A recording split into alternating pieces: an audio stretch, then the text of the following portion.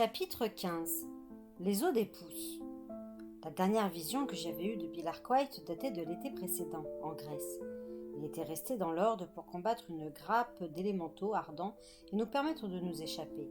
Il avait ainsi accompli son ultime sacrifice d'épouvanteur. Il était bien mort, j'en avais la preuve à cet instant. Il avait été cruellement brûlé, et le regarder était une souffrance. Mais que faisait-il ici ? Avait-il été emporté dans les ténèbres quand l'Horde s'était écroulé, entraîné vers les profondeurs de la terre ? Était-il dans les limbes, cette frontière entre la vie et la mort, où les esprits traumatisés errent parfois pendant des années avant de trouver le passage vers la lumière ? Je crus d'abord que le fantôme me regardait. Non, son œil unique était posé sur les chiens, et bien que la salle fût en train de se vider, dans les cris de panique et la bousculade, les trois bêtes remuaient la queue, toutes heureuses à la vue, aussi horrible fut-elle, de leur ancien maître. Le chaman quitta lentement son siège et fit un pas vers nous, médusé. L'apparition étendit alors son bras droit, me montrant du doigt. La voix de Bill Arkwright, emplie de l'assurance de qui a pouvoir de commander, résonna entre les murs de la salle. « Ce garçon est votre ami, pas votre ennemi, » dit-il au chien. Le bras spectral pivota alors pour désigner le chaman. « Cet homme, là-bas, voilà votre véritable ennemi. Tuez-le » D'un seul élan, les bêtes bondirent sur le chaman, mâchoire ouverte. Il leva les mains devant lui et en un geste de défense, un cri d'effroi muet à la bouche. Son pouvoir n'agissait plus. Les trois chiens le jetèrent au sol et commencèrent à déchirer sa chair à grands coups de dents. Il hurla, et ce long cri montant du fond de ses entrailles domina les grondements furieux de ses assaillants. Une nausée me tordit l'estomac. Tandis que le fantôme de Bill Arkwright s'effaçait lentement, les torches s'éteignirent, nous plongeant dans une obscurité totale. Les chiens avaient achevé leur tâche macabre, et hormis leur halètement, plus rien ne troublait le silence. Je tombai à genoux, vidé, tremblant. Un bruit s'élève alors, venu du tunnel. Quelqu'un approchait. Le Bugan ? Je me relevai en chancelant, mais ce fut Lizzie l'osseuse qui apparut, sa chandelle à la main. Derrière elle venait Alice. « Voilà une bonne chose de faite, petit !» lança la sorcière rayonnante. « Il n'était pas aussi puissant qu'il le croyait, hein ? Il n'a même pas osé m'affronter. Eh bien, il ne faut rien gaspiller, comme disait souvent la vieille mère Malkine. » Sur ces mots, Lizzie posa la chandelle. Elle pointa le doigt vers les deux torches les plus proches qui se rallumèrent. Puis elle tira un couteau de sa poche et s'empara de la main du chaman. Alice lâcha une exclamation, et nous détournâmes tous les deux les yeux pour ne pas voir Lizzie trancher les pouces de son ennemi. Je compris alors qu'elle avait tout planifié depuis longtemps. Elle n'avait jamais eu l'intention de s'en aller. Le chaman n'avait à aucun moment soupçonné qu'elle allait attaquer au lieu de reculer, et elle avait utilisé le fantôme de Bill Arkwright pour atteindre son but, ce qui signifiait que l'esprit de l'ancien épouvanteur lui était soumis. Ne maniait-elle pas la magie des ossements ? La nécromancie, cette science occulte qui permet d'évoquer les morts, était l'une de ses armes les plus noires. Accroupie près du cadavre du chaman, Lizzie offrait une cible parfaite pour ma chaîne d'argent. Or, quand je voulus la tirer de ma poche, mes doigts refusèrent de m'obéir. Mes mains se raidirent et tremblèrent sous l'effort. Impossible d'atteindre la chaîne. Lizzie me tenait encore sous son influence.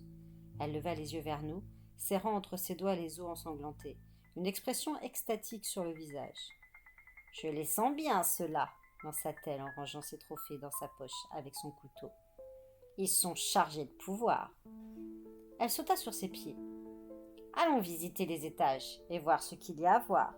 Mais d'abord, bouclons ces bêtes. » Elle frappa 3 fois dans ses mains, comme le chaman l'avait fait.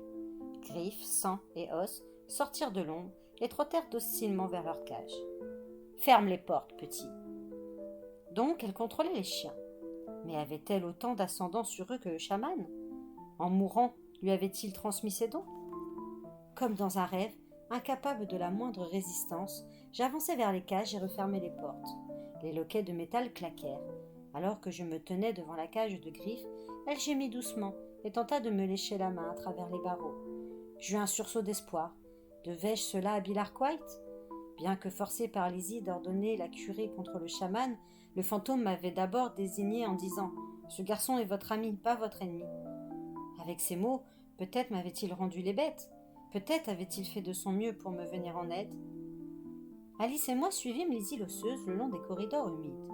Alors que nous nous engagions dans l'escalier de pierre, je sentis les impulsions de peur que la sorcière projetait devant elle pour empêcher quiconque de se mettre en travers de notre chemin. 3 étages plus haut, nous pénétrâmes dans la salle d'armes que j'avais traversée quand on me menait vers les cachots. Des lances, des piques et des massues étaient rangées le long des murs. Un feu flambait dans la cheminée. Des mets à peine entamés fumaient encore dans les assiettes, abandonnées sur une longue table. Les convives venaient juste de s'enfuir. J'avais espéré que Lizzie nous mènerait hors de la forteresse, et je me demandais si la herse intérieure serait levée. De toute façon, il faudrait aussi franchir celle qui fermait l'entrée principale. Or, la sorcière continua de monter dans la tour. Cela m'étonna. Avec la mort du chaman, sans doute pensait-elle n'avoir plus rien à craindre, car elle affichait une parfaite assurance. À chaque étage, elle ouvrait les portes. Chambre, salon de réception, immense cuisine, tout était vide. Au sommet de la tour, nous attendait la plus grande pièce, au sol dallé de marbre blanc, aux murs couverts de tapisseries. Un étroit tapis rouge traversait toute la longueur de la salle jusqu'à une estrade, haute de 7 marches, où se dressait un trône sculpté dans le jade. C'était donc ici que le chaman donnait audience et rendait justice.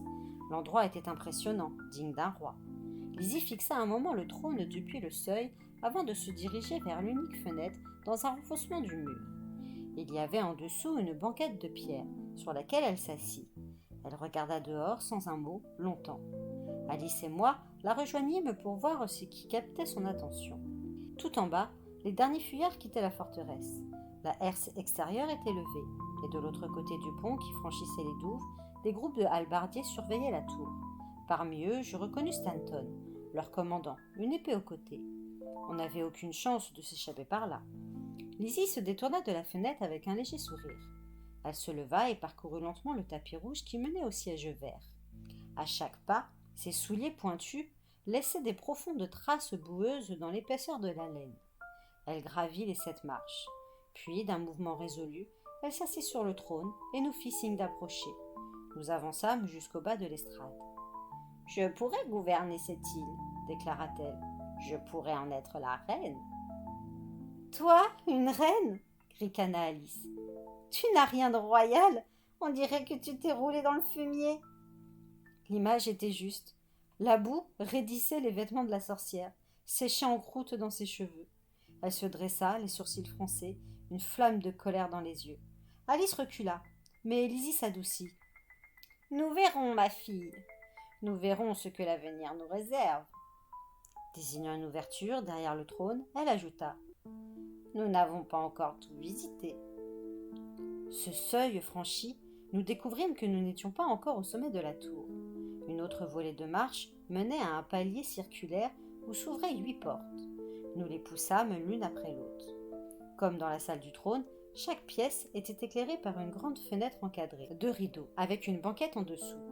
Dans la première, au sol carrelé, il y avait un vaste baquet de bois destiné au bain. Cette découverte tira un sourire à la sorcière. Les 5 suivantes étaient des chambres à coucher ornées de miroirs et de riches tapisseries. La 7e était le bureau du chaman.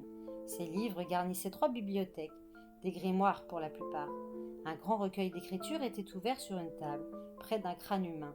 Des fioles et des flacons s'alignaient sur des étagères. Dans un coin trônait une grosse malle. Lizzie voulut en soulever le couvercle, mais il était cadenassé. « Je saurais l'ouvrir, mais ça prendrait du temps et gaspillerait de l'énergie. Et pourquoi faire soi-même ce qu'on peut faire faire par un autre ? Approche, petit, c'est le moment d'utiliser ta clé. » Comment Lizzie connaissait-elle l'existence de cette clé ? Je me demandais encore une fois si elle lisait pas dans mon esprit. Je fis non de la tête. La malle, ayant appartenu à un chaman, ce qu'elle contenait risquait d'augmenter les pouvoirs de la sorcière. « Tu refuses, hein ? Je vais te montrer ce qu'il en coûte de me désobéir. » Une ombre passa sur son visage tandis qu'elle marmonnait une formule. Aussitôt, un froid mortel envahit la pièce, et l'angoisse me serra la poitrine. Des formes menaçantes s'agitèrent dans les coins sombres. J'agrippai fermement mon bâton, l'œil en alerte. Lorsque je fixais les créatures, elles disparaissaient. Dès que mon regard se détournait, elles grandissaient et se rapprochaient. « Fais ce qu'elle te demande, Tom, s'il te plaît !» supplia Alice. Je cédai donc et tirai la clé de ma poche. Je devrais affronter Lizzie tôt ou tard, mais mieux valait l'attaquer par surprise. J'espérais seulement que le contenu de la malle ne serait d'aucune utilité à une sorcière pratiquant la magie des ossements. Une fois encore, cette clé très spéciale prouva son efficacité. Je soulevai le couvercle. La malle était pleine de sacs gonflés de pièces d'or et d'argent. Je crus que Lizzie allait être déçue. Or, elle sourit. Une chose utile que l'argent. Je saurai en faire bon usage. Referme ça, petit, qu'aucune main fouineuse ne se pose là-dessus. Elle balaya la pièce du regard, examinant les fioles et les flacons, avant de s'intéresser au livre ouvert. Je vais m'installer ici un moment, marmonna-t-elle. Voyons ce qu'il a noté. Qui sait, je trouverai peut-être du nouveau. Combien de temps la sorcière comptait-elle rester? Parlait-elle sérieusement quand elle envisageait de gouverner l'île? Dans ce cas, comment allait-elle s'y prendre, alors que les troupes étaient massées à l'extérieur du fort? Elle avait eu la frousse de leur vie, mais elle reprendrait vite courage. Elle reviendrait bientôt en force et la capturerait de nouveau. Alice et moi serions alors considérés comme ses complices. La 8e porte menait à une vaste garde-robe abritant des vêtements richement ornés, de véritables habits de cour. Il avait dû appartenir à la défunte épouse de leur Barruet. « Ils ont l'air à ma taille, » minauda Lizzie. « Savez-vous à quoi vous allez vous occuper, vous deux ?» Nous restâmes muets. « Vous allez descendre aux cuisines et mettre de l'eau à chauffer. Préparez-moi un bain. Je vous accorde une demi-heure. Filez. »« Tu peux bien te frotter jusque derrière les oreilles, ça ne te changera pas en reine !» lui jeta sèchement sa fille. La sorcière siffla de rage, et Alice bondit en arrière avec un cri d'effroi. La prenant par la main, je l'entraînai sur le palier, puis dans l'escalier. De retour dans la salle du trône, elle demanda « Qu'est-ce qu'on va faire, Tom ?»« On va ficher le camp et retrouver l'épouvanteur, dis-je.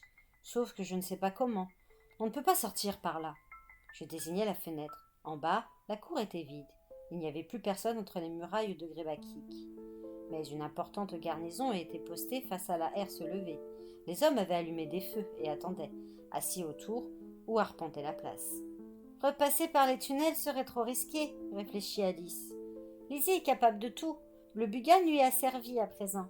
Elle n'hésitera pas à l'envoyer à nos trousses. Alors, dis-je, il ne nous reste qu'une seule option, lui préparer son bain. Alice approuva de la tête. Comme ça, elle puera un peu moins. Nous descendîmes donc aux cuisines, où les feux étaient encore allumés. Nous puisâmes de l'eau dans des barils pour mettre 3 gros chaudrons à chauffer. C'était la tâche la plus facile. Monter l'eau chaude dans les étages fut une autre paire de manches. Tandis que la sorcière barbotait, nous attendîmes assis sur la banquette dans le renfoncement du mur, près de la fenêtre de la salle du trône. Par-delà les douves, rien n'avait changé, sinon que les tournebroches avaient été dressés au-dessus des feux. Dans leur campement, les hallebardiers s'apprêtaient à souper. Ils ne représentaient aucun danger dans l'immédiat. « Alice, demandai-je, qu'est-ce qui donne soudain à Lizzie autant d'énergie? Je sens en elle des forces nouvelles. Elle m'a empêché de me servir de ma chaîne tout à l'heure. Je ne pouvais même pas approcher la main de ma poche. Et elle paraît si sûre d'elle. Vois la façon dont elle nous laisse libres pendant qu'elle se lave, comme si elle n'avait rien à craindre de nous. La première explication tient à son âge. Elle nous l'a dit. Les sorcières de Pendle arrivent en pleine possession de leur pouvoir à 40 ans. Et elle vient de récolter des os frais, ceux d'un chaman. Et elle l'a bel et bien vaincu. Les os d'un chaman, c'est très rare. Et il est difficile de s'en procurer.